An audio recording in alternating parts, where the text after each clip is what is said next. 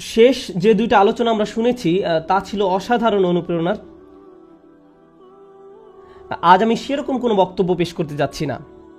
শুরু করার পূর্বে আপনাদের কিছুটা মানসিকভাবে প্রস্তুত করে নিতে চাই। এখন আমি আপনাদের সাথে যা শেয়ার করতে যাচ্ছি আমি মনে করি এটা খুবই গুরুত্বপূর্ণ, যে বর্তমান সভ্যতার কিছুটা পটভূমি মুসলমানদের জানা থাকা উচিত। আমি এমন কিছু নিয়ে কথা বলবো যা বুঝতে হলে আপনাদের অনেক মগজ খাটাতে হবে। আপনারা সারাদিন ধরে এমনিতে এখানে বসে আছেন, মানসিকভাবে অনেকটা ক্লান্ত, তাই দোয়া করুন যেন আমি পরিষ্কারভাবে ধারণাগুলো আপনাদের নিকট উপস্থাপন করতে পারি এবং আপনারা যেন আমার চিন্তা পদ্ধতির সাথে একাত্ম হতে পারেন।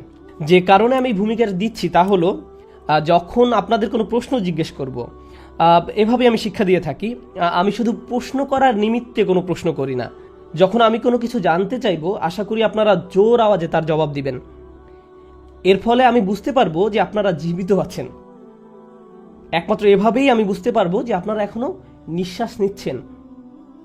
তাই বক্তব্য চলা অবস্থায় আমি আপনাদের নিকট অনেকবার বিভিন্ন প্রশ্ন করব, আপনারা জবাব দিলেই কেবল আমি আলোচনা সুন্দরভাবে চালিয়ে যেতে পারবো। আমি আশা করছি আধা ঘন্টার মধ্যে আলোচনা শেষ করতে পারবো। যদি না পারি তবে আমি চেষ্টা করবো ইনশাআল্লাহ তাআলা। আজ আমরা ইসলামের ইতিহাস নিয়ে আলোচনা শুনেছি, আমরা রাসূল সাল্লাল্লাহু আলাইহি ওয়াসাল্লামের সিরাহ নিয়ে আলোচনা শুনেছি, কিন্তু আমি আলোচনা শুরু করতে চাই ইউরোপের ইতিহাস নিয়ে। ইনশাআল্লাহ ইউরোপের কিছু ইতিহাস নিয়ে। আমাদের সময়ের সমস্যাগুলো উপলব্ধি করার জন্য এই প্রেক্ষাপটটা জানা খুব জরুরি।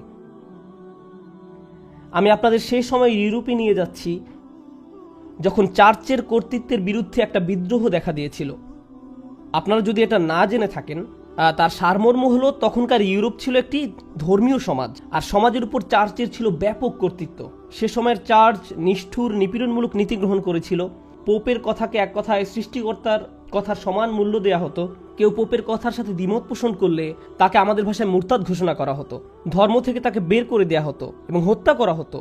তাদের মতে চার্চের সাথে দ্বিমত পোষণের একমাত্র ক্ষতিপূরণ রক্তের মাধ্যমে দিতে হবে। তাকে প্রথমে নির্যাতন করা হতো, তারপর হত্যা করা হতো। তারা মনে করত তার আত্মাকে রক্ষা করার এটাই একমাত্র উপায়। ইউরোপ এই ধরনের ধর্মীয় মতবাদ দ্বারা দীর্ঘকাল শাসিত হয়েছে। এর ফলে দুইটি মতবাদ মাথাচাড়া দিয়ে ওঠে। তখন উভয়টা প্রায় একই সময় আত্মপ্রকাশ করে। তার মধ্যে একটা হলো প্রোটেস্ট্যান্ট রিফরমেশন। চার্চের মতে সাধারণ মানুষের বাইবেল পড়ার কোনো অধিকার নেই।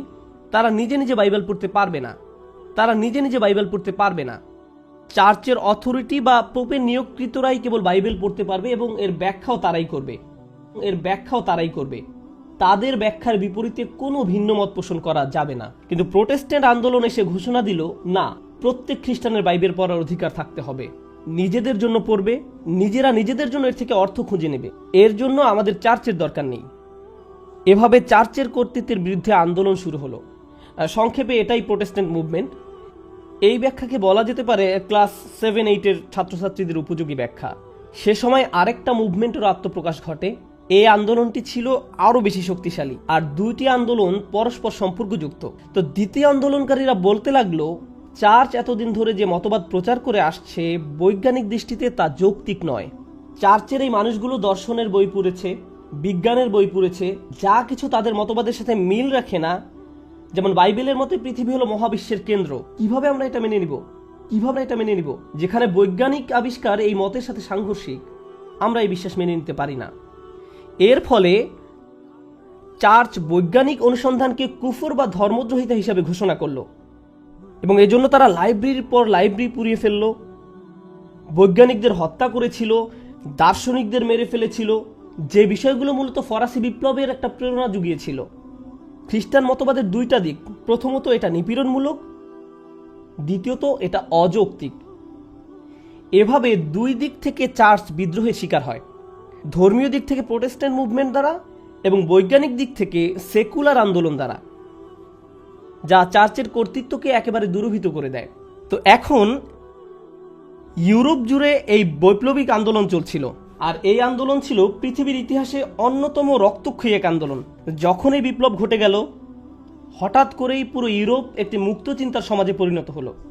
তারা নতুন করে আবিষ্কার করতে লাগলো কোন কোন বিশ্বাস তাদের ধরে রাখা উচিত আর কোন কোন ধারণা চিন্তা সমাজের কেন্দ্রে থাকা উচিত।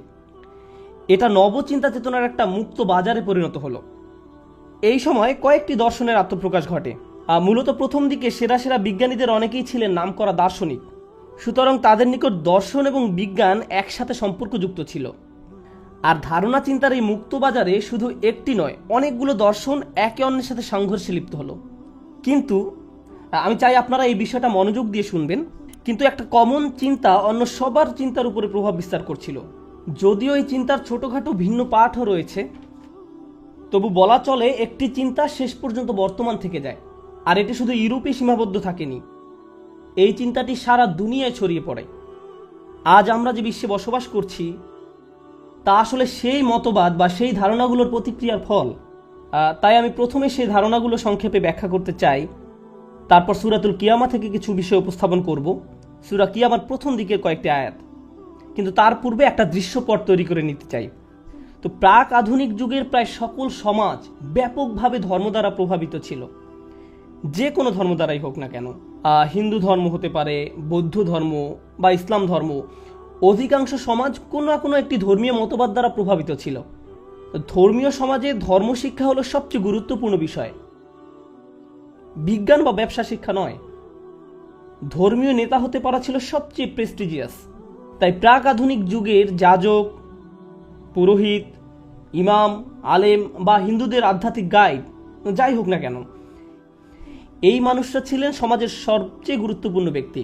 তারা ছিলেন সমাজের উঁচু শ্রেণীর মানুষ। এখন এই মানুষদের কাছ থেকে আপনি কি শিক্ষা করেন? এদের কাছ থেকে আপনি প্রধানত তিনটা বিষয় শিখেন। তিনটি বিষয় গুরুত্ব দেওয়া শিখেন। আপনি গুরুত্ব দেওয়া শিখেন ঈশ্বরের প্রতি। আমি এখন ইসলাম নিয়ে কথা বলা শুরু করিনি, তাই আমি আল্লাহ না বলে ঈশ্বর বলছি। বিভিন্ন ধর্মে ঈশ্বরের বিভিন্ন রকমের ব্যাখ্যা আছে। ঈশ্বর দ্বারা কেউ বহু ঈশ্বর বোঝাতে পারেন, বা কেউ এক ঈশ্বর বা পৌরাণিক কোনো কাহিনী হতে পারে। যেরকম ধারণে হোক না কেন, মোট কথা প্রতিটি ধর্মে অদৃশ্য ঈশ্বরের একটি ধারণা বিদ্যমান রয়েছে। সেই ঈশ্বরের প্রতি আপনি সর্বপ্রথম গুরুত্ব দেওয়া শিখেন। দ্বিতীয়ত, আপনি যে বিষয়ের প্রতি গুরুত্ব দেওয়া শিখেন তা হলো আত্মা, সোল। মানুষের একটি শরীর রয়েছে, আবার তাদের একটি আত্মাও রয়েছে। আপনি সকল ধর্মে আত্মার উপর গুরুত্ব দেওয়ার বিষয়টি লক্ষ্য করবেন। আমাদের ভেতরের রহস্যময় একটা কিছুর অস্তিত্ব রয়েছে, আর এটাকে অবশ্যই রক্ষা করতে হবে। তাহলে এখন আমাকে বলুন, প্রথমে কিসের প্রতি গুরুত্ব দেওয়া? ঈশ্বর। দ্বিতীয়ত আত্মা। তৃতীয় বিষয়টি হলো মৃত্যুর পরবর্তী জীবনের একটি ধারণা। পৃথিবীর এই জীবনের পর কিছু একটা ঘটবে। কারো মতে আপনি একটি গাছ বা পাখি হিসাবে পুনরায় জন্ম লাভ করবেন, অথবা আপনি স্বর্গ বা নরকে যাবেন। মোট কথা, তৃতীয় ধারণাটি হলো এই পৃথিবীর জীবনই একমাত্র জীবন নয়। এই জীবনের পর আরও জীবন আছে, এরপর আরও অস্তিত্ব রয়েছে। তাহলে দেখা যাচ্ছে সকল ধর্ম জুড়ে তিনটি বিষয়ের প্রতি গুরুত্ব দেওয়া হতো। গড, আপনারা একটু আমাকে বলুন। আত্মা, আর কি? পরকালীন জীবন। এই ধারণাগুলোকে ইসলামের ক্ষেত্রেও দেখা যায়। প্রকৃতপক্ষে ইসলামেও এই তিনটি ধারণা বিদ্যমান, একটা নির্দিষ্ট রূপে আমরা বিশ্বাস করি। তো ইউরোপে যখন এই বিপ্লব ঘটে গেল, তারা বলতে লাগলো আমরা বহুদিন ধরে ঈশ্বরের উপর গুরুত্ব আরোপ করে আসছি, আত্মার উপর গুরুত্ব আরোপ করে আসছি, মৃত্যুর পরবর্তী জীবনের উপর গুরুত্ব আরোপ করে আসছি, কিন্তু আমাদের এই দুনিয়াবী জীবনটা তো ভীষণ অপ্রীতিকর। চার্চ দেখো কি করেছে। আমরা সবসময় গড নিয়ে চিন্তা ভাবনা করে আসছি, আমরা ভুল বিষয়ের উপর এতদিন গুরুত্ব দিয়ে আসছিলাম। আমাদের বরং এই মহাবিশ্ব নিয়ে চিন্তা করা উচিত, ঈশ্বর নিয়ে নয়। বরং এই বস্তুবাদী বিশ্বের প্রতি আমাদের গুরুত্ব দেওয়া উচিত। এখন কেউ যদি আল্লাহ বা গড নিয়ে চিন্তা ভাবনা না করে, তাহলে সে কি নিয়ে চিন্তা ভাবনা করবে? বস্তুগত দুনিয়া। তারা বলতে লাগলো আমাদের সকল শক্তি সামর্থ্য এই বাস্তব দুনিয়া উপলব্ধি করার কাজে ব্যয় করা উচিত। এই পৃথিবীকে বোঝার জন্য সামান্য যা চেষ্টা করেছি, তার ফলে আমরা অনেক উপকার লাভ করেছি। আপনি যখন বস্তুগত দুনিয়া বোঝার চেষ্টা করেন, যা মূলত বিজ্ঞান, আপনি নিত্য নতুন বিষয় আবিষ্কার করতে শুরু করেন। আর আবিষ্কার কি করে? আবিষ্কার দুনিয়াকে আরো উন্নত করে তোলে। নতুন নতুন জিনিস উদ্ভাবিত হতে শুরু করে, বিভিন্ন উপকারী যন্ত্রপাতি আবিষ্কৃত হতে শুরু করে। যদি আপনি বস্তুগত দুনিয়া অধ্যয়ন না করেন, আপনার পক্ষে এই আবিষ্কার করা সম্ভব নয়। তো তারা বলতে লাগলো দেখো, যারা গড নিয়ে অধ্যয়ন করে তারা কি আবিষ্কার করেছে, আর বিপরীতে যারা এই জগৎ নিয়ে অধ্যয়ন করে, দেখো তারা অবাক করা কত কি আবিষ্কার করে ফেলেছে।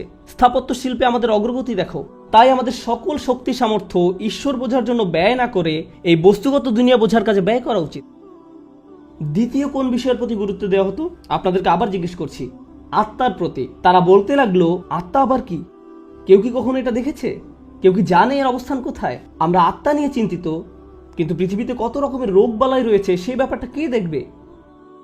তাই আত্মার অধ্যয়নের উপর গুরুত্বারোপ না করে আমাদের উচিত শরীরবিদ্যা অধ্যয়নের উপর গুরুত্বারোপ করা। আপনারা গত কয়েক শতাব্দীর দিকে তাকিয়ে দেখুন, গত কয়েক শতকে কি মানুষের শরীর নিয়ে ইতিহাসে সর্বাধিক পরিমাণে গবেষণা করা হয়নি? অবশ্যই হয়েছে। বস্তুগত জগৎ তথা এই পৃথিবী এবং পৃথিবী ছাড়িয়ে আরও যা কিছু আছে, তা নিয়ে কি মানব ইতিহাসের সর্বাধিক পরিমাণে গবেষণা চালানো হয়নি? হ্যাঁ, অবশ্যই। তাহলে আমরা দেখতে পাচ্ছি গত কয়েক শতকে ঈশ্বরের পরিবর্তে অধ্যয়ন করা হয়েছে এই জগৎ নিয়ে, আর আত্মার পরিবর্তে অধ্যয়ন করা হয়েছে শরীর নিয়ে। তো আগে যেখানে সমাজের সবচেয়ে উঁচু স্তরের মানুষেরা ঈশ্বর এবং আত্মা নিয়ে অধ্যয়ন করত, কিন্তু আজকের দিনে তাদেরকে সমাজের সর্বোচ্চ শিক্ষিত মনে করা হয় বিজ্ঞানের বিভিন্ন বিষয়ে যাদের পিএইচডি রয়েছে, এরাই হলো সর্বোচ্চ শিক্ষিত। তৃতীয় বিষয়টি কি ছিল? ঈশ্বর, আত্মা, আর কি? হ্যাঁ, মৃত্যুর পরবর্তী জীবন।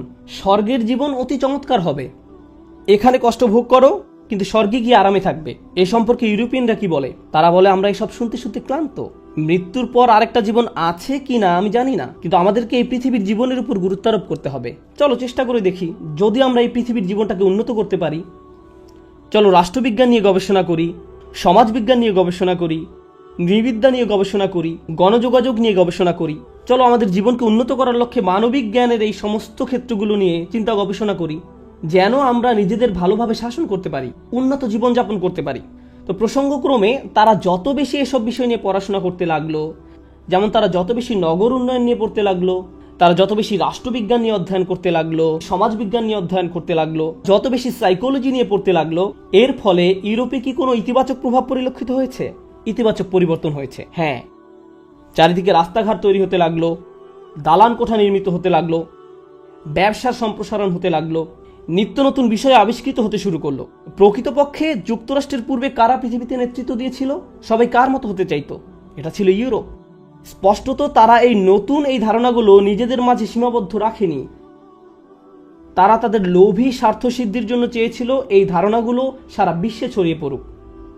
আমাদের সবার পূর্বপুরুষদের ইউরোপীয়দের দ্বারা শাসন হওয়ার ইতিহাস রয়েছে, আমাদের অধিকাংশদের এই অভিজ্ঞতা সহ্য করতে হয়েছে। এর মানে কি?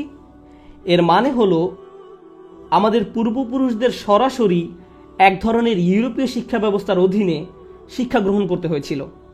বস্তুত আপনি যদি পাকিস্তান, ইন্ডিয়া, আলজেরিয়ার মতো দেশগুলো বা আজকের দিনে গোটা মুসলিম বিশ্বের দিকে তাকান, তাহলে দেখতে পাবেন এখনও সেসব দেশের সরকারি শিক্ষা ব্যবস্থা এবং শিক্ষা কারিকুলাম ইংল্যান্ড বা ফ্রান্স দ্বারা এবং তারা যা রেখে গেছে তার দ্বারা সরাসরি প্রভাবিত।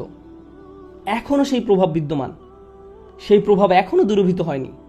তো এই সব কিছুর মাঝে মানুষ যখন প্রশ্ন করতে লাগলো কিংবা বিশ্বাসের এই ব্যাপারটা কিভাবে ব্যাখ্যা করা হবে, তাহলে ঈমান কি, ঈশ্বর কি, তখন এই যুক্তিগুলো দেখানো হচ্ছিল যে ধর্ম বলতে কিছু নেই, আল্লাহ বলতে কেউ নেই, ধর্ম মানুষের বানানো, ইত্যাদি ইত্যাদি। কিছু মানুষ তখন নাস্তিকতায় দীক্ষিত হতে শুরু করে।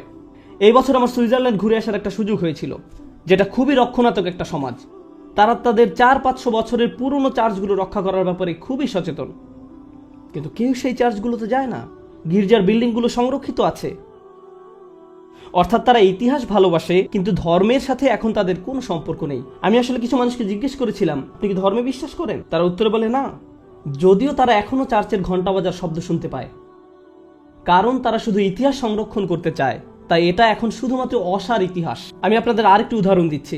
নিউ ইয়র্ক সিটিতে নির্মিত অন্যতম পুরনো একটি গির্জার অবস্থান হলো পার্ক অ্যাভিনিউতে। এটা একটি ঐতিহাসিক জায়গা, এজন্য স্টেট গভর্নমেন্ট এটাকে একটি সংরক্ষিত ঐতিহাসিক জায়গা হিসেবে ঘোষণা করে। ফলে কারো পক্ষে এটাকে ধ্বংস করে ফেলা সম্ভব না। এজন্য দেখা যায় আধুনিক আকাশচুম্বী সব অট্টালিকার মাঝখানে 200 বছরের পুরনো এই চার্চটি কিছুটা বেমানান হয়ে দাঁড়িয়ে আছে। ক্যাথলিক চার্চ, কেউ এখন আর সেখানে যায় না। আর এই জন্য তারা এটাকে একটি নাইট ক্লাবে রূপান্তরিত করেছে। এটা এখন আসলে একটা নাইট ক্লাব, কিন্তু বিল্ডিং আগের মতোই আছে, কারণ এটা ঐতিহাসিক জায়গা। তো একদিন হেঁটে যাওয়ার সময় একটা সাইনবোর্ডের দিকে খেয়াল করলাম, সেখানে লেখা আছে বৃহস্পতিবার রাতে এখানে মহিলাদের ফ্রি ড্রিঙ্কস পরিবেশন করা হয়। আমি অবাক হয়ে ভাবতে লাগলাম, এটা আবার কোন ধরনের চার্চ? খ্রিস্টান ধর্মের কোন ফেরকা এটা? বৃহস্পতিবার রাতে পবিত্র পানি ধরনের কিছু নাকি? এটা কি? যাই হোক, এই চিত্রটি উপস্থাপন করছি একটা কারণে। এই 2014 সালের আজকের পৃথিবীতে আমরা এটা পছন্দ করি আর নাই করি, অবশ্যই আমরা আল্লাহর উপর বিশ্বাস করি, পরকালে বিশ্বাস করি, রূহের অস্তিত্বে বিশ্বাস করি। আমরা চাই আমাদের অন্তর সব ধরনের রোগ থেকে নিরাপদ থাকুক। দার্শনিক দৃষ্টিকোণ থেকে এই সব আলোচনাকে আপনি আত্মার সাথে সম্বন্ধযুক্ত বলতে পারেন। আর যদিও ইসলামিক পরিমণ্ডলে এটা সর্বোত্তম পরিভাষা নয়, কিন্তু একটা মজার বিষয় কি জানেন? এই নতুন ইউরোপীয় চিন্তাধারা যা গোটা বিশ্বের উপর ব্যাপক প্রভাব বিস্তার করতে সমর্থ হয়, এটা বলেনি যে আপনাকে ঈশ্বরে বিশ্বাস করতে হবে না। এই দর্শন এটা বলে না। এটা মূলত যা বলছে তা হলো, হ্যাঁ, তুমি যদি ঈশ্বরে বিশ্বাস করতে চাও করতে পারো। তুমি যদি চাও মৃত্যু পরবর্তী জীবনেও বিশ্বাস করতে পারো, এটা তোমার অধিকার। তুমি যদি বিশ্বাস করতে চাও করতে পারো। তারা যা বলছে তা অনেক বেশি ভয়ঙ্কর। তারা বলেনি যে আমরা তোমার সাথে একমত পোষণ করি না, তারা বলেছে এতে কিছুই যায় আসে না। তুমি ঈশ্বরে বিশ্বাস করো বা না করো এতে কারো কিছু যায় আসে না। বিজ্ঞান বাস্তব, তুমি ঈশ্বরে বিশ্বাস করো বা না করো। মেডিসিন বাস্তব, তুমি স্বর্গে বিশ্বাস করো বা না করো। রাজনীতি বাস্তব, অর্থনীতি বাস্তব। তাই চলো বাস্তব জগৎ নিয়ে উদ্বিগ্ন হই। মুসলমানদের ক্ষেত্রে কি ঘটছে? আমাদের প্রায় অধিকাংশই আধুনিক শিক্ষায় শিক্ষিত। আমরা যদি কোনো শিক্ষা পেয়ে থাকি সেটা হলো আধুনিক শিক্ষা।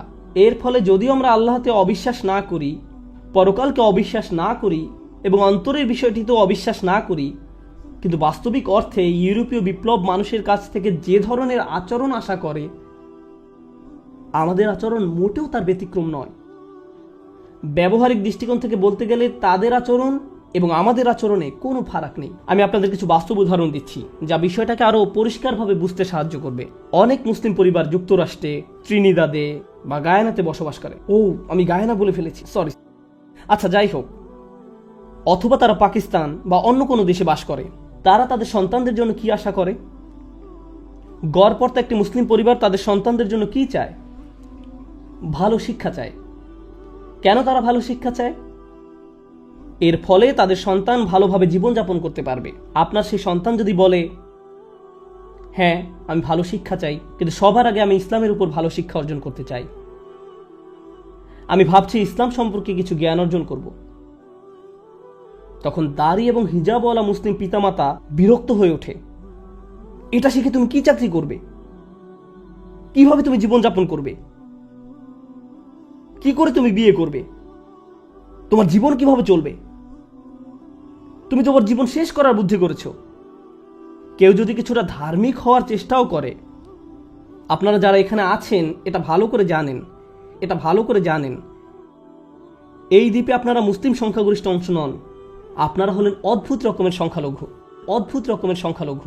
সম্ভবত তারা শুধু জুমার নামাজে উপস্থিত হয়, হতে পারে নামাজের একেবারে শেষ মুহূর্তে এসে যোগ দেয়, সবার শেষে আসে আবার সবার আগে বের হয়ে যায়। আপনি হয়তো তাদের সবচেয়ে বড় অংশ দেখবেন কেবলমাত্র ঈদের নামাজে। ওই সমস্ত মানুষের জীবনে এই ধর্ম কি ভূমিকা রাখে? আসলে এটা শুধু মুসলমানদের ক্ষেত্রে নয়, খ্রিস্টান, বৌদ্ধ, হিন্দু, মুসলিম বা অন্য যে কোনো ধর্মে হোক না কেন, ধর্ম মানুষের জীবনে খুবই ক্ষুদ্র ভূমিকা পালন করে। আপনার জীবন কিভাবে অতিবাহিত করবেন তার প্রধান দিক নির্দেশনা ধর্ম থেকে আসে না। আপনি কোথায় বসবাস করবেন সেই সিদ্ধান্ত ধর্ম থেকে আসে না। কিভাবে আপনার সন্তানদের বড় করবেন সে দিক নির্দেশনা ধর্ম থেকে আসে না। সেই সব চিন্তা ভাবনার আলোকে, যে চিন্তা ভাবনাগুলো ঔপনিবেশিক রাষ্ট্রগুলো অনেক আগেই আপনার মাথায় ঢুকিয়ে দিয়েছে, আমরা খুব গভীরভাবে এই মতবাদগুলো দ্বারা প্রভাবিত হয়ে আছি। আলোচনার শুরুতে আমি দুটি আন্দোলনের কথা বলেছিলাম। কি সেগুলি? একটি হলো ফরাসি বিপ্লব, আরেকটা কি? Protestant reformation, Protestant movement. তাদের পরিণতিটা বেশ মজার। আমি চাই আপনারা এটা ভালোভাবে উপলব্ধি করুন। প্রায় সকল ক্যাথলিক চার্চের মতে এই পৃথিবী মারাত্মক খারাপ এক জায়গা, এটি একটি অভিশাপ। মানুষ একমাত্র স্বর্গে গিয়ে সুখী হতে পারবে। ঈশ্বর শাস্তি স্বরূপ মানুষকে পৃথিবীতে পাঠিয়েছেন। তাই তৎকালীন ইউরোপে মানুষ যে খুবই নিম্নতর জীবনযাপন করত সেটা প্রত্যাশিত ছিল, কারণ এই দুনিয়া একটি ভয়ানক জায়গা, এখানে শুধু কষ্টই পাওয়া যায়। প্রোটেস্ট্যান্ট মুভমেন্ট এই মতবাদের প্রতিক্রিয়ায় ভিন্ন ধরনের এক খ্রিস্টান মতবাদ চালু করলো। এই নতুন খ্রিস্টান মতবাদ অনুযায়ী আপনি যত বেশি দুনিয়াদার হবেন, আপনি যত বেশি সম্পদশালী হবেন, আপনার যত ভালো চাকরি থাকবে, আপনি যত বেশি টাকা আয় করবেন, এই সব কিছু নির্দেশ করে গড আপনাকে বেশি ভালোবাসেন।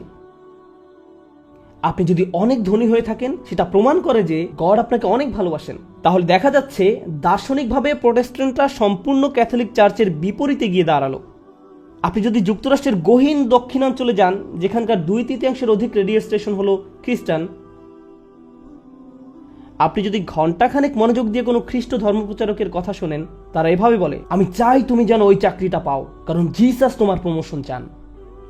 তোমার ওই সুন্দর গাড়িটা প্রমাণ করে যে জিসাস তোমাকে ভালোবাসে। আপনি দেখতে পাবেন বিশাল ধনী মানুষদের অনেকেই ধর্মপ্রচারক, তারা অত্যন্ত ধনী, পরনে তাদের দামি পোশাক। তারা বলে, আমি আজকে যে বিশাল ধন সম্পদের মালিক তা আসলে জিসাসের দান। তাহলে দেখা যাচ্ছে তারা কেন এখন ধর্মের কাছে আসে? কারণ এটা আপনার বস্তুবাদকে আরো সম্প্রসারিত করে তুলবে। আমি প্রথমবারের মতো আজকে বস্তুবাদ শব্দটি ব্যবহার করেছি। যখন আপনি ঈশ্বরের পরিবর্তে এই জগতের প্রতি মনোনিবেশ করেন তাহলে বস্তুবাদ। আপনি যখন আত্মার পরিবর্তে শরীরের প্রতি মনোনিবেশ করেন সেটা বস্তুবাদ। আপনি যখন পরকালের পরিবর্তে এই পৃথিবীর জীবন নিয়ে পড়ে থাকেন সেটা আসলে কি? বস্তুবাদ। অর্থাৎ আধুনিক খ্রিস্টবাদ বস্তুবাদকে সমর্থন করার একটা মাধ্যমে পরিণত হয়েছে। আর দুর্ভাগ্যক্রমে মুসলমানরাও পিছনে পড়ে নেই। কখন মুসলমানরা খুব খুশি হয়ে যায় এবং একত্রে আনন্দ উদযাপন করে? এমনকি এমন মুসলিমও যে নামাজ পড়ে না, জুমার নামাজেও আসে না, কিন্তু যখন সে নতুন বাড়ি ক্রয় করে বাড়িতে দোয়া মিলাদের আয়োজন করে। সত্য কিনা? কেন? কারণ সে মনে করে আল্লাহ আমার উপর খুবই খুশি, তাই আমাকে এটা দান করেছেন। আপনি যত বেশি দুনিয়া অর্জন করবেন তত বেশি এটা প্রমাণ করে যে আল্লাহ আপনার উপর তত খুশি। এই ভ্রান্ত ধারণা এমনকি মুসলিম বিশ্বেরও অধিকাংশ জায়গায় ছড়িয়ে পড়েছে। আবার আরেক দল আছে যারা মনে করে এই দুনিয়া মারাত্মক খারাপ, এই দুনিয়া অশুভ, দূষিত। এখন এইসব চিন্তাধারার মাঝে আমি আপনাদের নিকট শেয়ার করতে চাই যে কোরআন এই দুনিয়াকে কিভাবে দেখে। যদিও এটা অনেক বড় একটা দার্শনিক আলোচনা, কিন্তু আমি 5 মিনিটের মধ্যে একটা সংক্ষিপ্ত বর্ণনা দেওয়ার চেষ্টা করব। যদি সুযোগ পাই আগামীকাল বিস্তারিত আলোচনা করব, কিন্তু এখন অন্তত একটা ধারণা আপনাদের দিতে চাই ইনশাআল্লাহ তাআলা। আধ্যাত্মিকতা এমন বিষয় যা আপনার ঈমান বৃদ্ধি করে, যা আপনার তাকওয়া বৃদ্ধি করে। আধুনিক সময়ে এসে আধ্যাত্মিকতার জায়গাটা মনোবিজ্ঞানের দখলে চলে গেছে। আমরা এখন ব্যাপারটাকে অদৃশ্য জগতের দৃষ্টিকোণ থেকে বোঝার পরিবর্তে দৃশ্যমান জগতের মাধ্যমে বোঝার চেষ্টা করি। তাই আপনি যদি হতাশায় ভোগেন তখন বলা হয় এর সাথে আধ্যাত্মিকতার কোনো সম্পর্ক নেই, তোমার শরীরের কিছু কেমিক্যাল রিঅ্যাকশনের কারণে তুমি এমন অনুভব করছো, কয়েকটা ট্যাবলেট খেয়ে নাও, সব ঠিক হয়ে যাবে। দেখা যাচ্ছে অদৃশ্য সমস্যার সমাধান আমরা দৃশ্যমান জগৎ থেকে পাওয়ার চেষ্টা করছি, আর এটা মানবতাকে ধ্বংস করে ফেলেছে। আধুনিক বিশ্বে আত্মহত্যার পরিমাণ যে কোনো সময়ের চেয়ে বেশি, আর যুক্তরাষ্ট্রের সবচেয়ে ধনী শহরগুলোতে এটা বেশি দেখা যায়। আমরা মানুষকে ধ্বংস করে ফেলছি। এখন আমাদের ভেতরে একটি নেতিবাচক আবেগ রয়েছে যার নাম হলো অপরাধ বোধ। এই নেতিবাচক আবেগকে বলা হয় অপরাধ বোধ। কখন একজন মানুষ নিজেকে অপরাধী মনে করে? যখন সে খারাপ কোনো কাজ করে। আধুনিক মনোবিজ্ঞানে গিল্ট বা অপরাধ বোধ ভালো জিনিস নয়। এখন কেউ যদি কোনো থেরাপিস্টের কাছে এসে বলে আমি কিছুটা মদ পান করেছি এবং মাতাল হয়ে গিয়েছিলাম, খুব গিল্টি ফিল করছি, তখন থেরাপিস্ট তাকে বলবে তোমাকে সবার আগে অপরাধ বোধের জগৎ থেকে বের হয়ে আসতে হবে, তোমার নিজেকে ক্ষমা করা শিখতে হবে।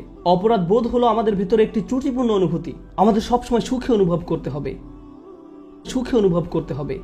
এইসব নেতিবাচক ইমোশন আগে বাদ দিতে হবে। তোমার মাঝে অনেক বেশি নেতিবাচক ইমোশন দেখা যাচ্ছে। সূরাতুল কিয়ামা শুরু হয়েছে এই আয়াতগুলো দিয়ে, লা উকসিমু বিয়াউমিল কিয়ামাহ ওয়া লা উকসিমু বিন-নাফসিল লাওয়ামা। আল্লাহ প্রথম কিয়ামত দিবসের শপথ করেছেন, তারপর আল্লাহ আমাদের ভিতরে এমন নফসের শপথ করছেন যা বারবার নিজেকে তিরস্কার করতে থাকে, এমন ব্যক্তি যে বারবার নিজেকে ভর্ৎসনা করতে থাকে। আরবি ব্যাকরণের ভাষায় এই দুইটা জিনিস আসলে লাজেম এবং মালজুম, একটি অন্যটির সাথে সম্পর্কযুক্ত। আল্লাহ আমাদেরকে আধ্যাত্মিক এবং মনস্তাত্ত্বিক বাস্তবতার একটা অসাধারণ সত্য সম্পর্কে জানান দিচ্ছেন। সেই আধ্যাত্মিক এবং মনস্তাত্ত্বিক বাস্তবতাটা কি? এখন যদি ফায়ার অ্যালার্ম বাজে আর মাইকে একটা ঘোষণা শুনেন, বিল্ডিংয়ে আগুন লেগেছে, দয়া করে সবাই বিল্ডিং থেকে বের হয়ে পড়ুন, এই ঘোষণাটি শুনলে কি করবেন? আপনি বের হয়ে যাবেন। একটি অ্যালার্মের উদ্দেশ্য হলো আপনাকে সাবধান করা। আগুন যদি আপনি নিজ চোখে নাও দেখেন তবুও কি আপনি প্রতিক্রিয়া দেখাবেন? হ্যাঁ, আপনার জন্য কি যথেষ্ট? অ্যালার্ম যা আপনাকে সক্রিয় করে তুলবে। আল্লাহ মানুষকে ভালো কাজ করার সহজাত প্রবণতা দিয়েই সৃষ্টি করেছেন, আর ভালো কাজ করার এই সহজাত প্রবণতাকে বলা হয় ফিতরাহ। আমরা যখন আমাদের এই আত্মিক কার্যক্রমের বিরুদ্ধাচরণ করি তখন আমরা আল্লাহর দেয়া নিরাপত্তা ব্যবস্থা অপরাধ বোধ এর মুখোমুখি হই, যাকে আরবিতে বলা হয় নাফসুল লাওয়ামা, অপরাধ বোধ। অপরাধ বোধ হলো আল্লাহ প্রদত্ত একটি উপহার যা আমাদের সতর্ক করে দেয় যে আমরা যা করতে যাচ্ছি তা আমাদের আত্মাকে ধ্বংস করে দিচ্ছে। কাজটি করার সময় আপনি বিপদ দেখতে পান না, সহজাত প্রবৃত্তির বিরুদ্ধাচরণ করার সময় বিপদটা চোখে পড়ে না। সেই সত্যিকারের বিপদটা তারা কখন প্রত্যক্ষ করবে? কিয়ামতের দিন। বিচার দিবসের চূড়ান্ত প্রমাণ হলো আমাদের ভেতরের এই মনস্তাত্ত্বিক অনুভূতি।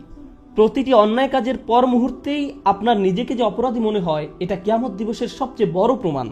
আর এই অপরাধবোধ শুধু মুসলমানদের একক কোনো বিষয় নয়, প্রতিটি মানুষকেই এই উপহার প্রদান করা হয়েছে। তাই যখনই কেউ কোনো খারাপ কাজ করে, সাথে সাথে যেন বুঝতে পারে এটা ঠিক নয়।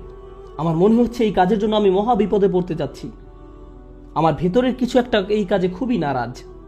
যেমন বাচ্চারা যারা শিক্ষকের ডেস্কে গিয়ে বসে আর বারবার দেখতে থাকে শিক্ষক এসে পড়লো কিনা, তখন তাদের মনের যে অবস্থা থাকে, ও আমি ধরা পড়ে যেতে পারি, আমি ধরা পড়ে যেতে পারি। তাদের মনের ভেতরে যে লাউ কাজ করে, বিশেষ করে যখন তারা ধরা পড়ে, অপমানিত হয়, এই সব কিছু হলো লাউম।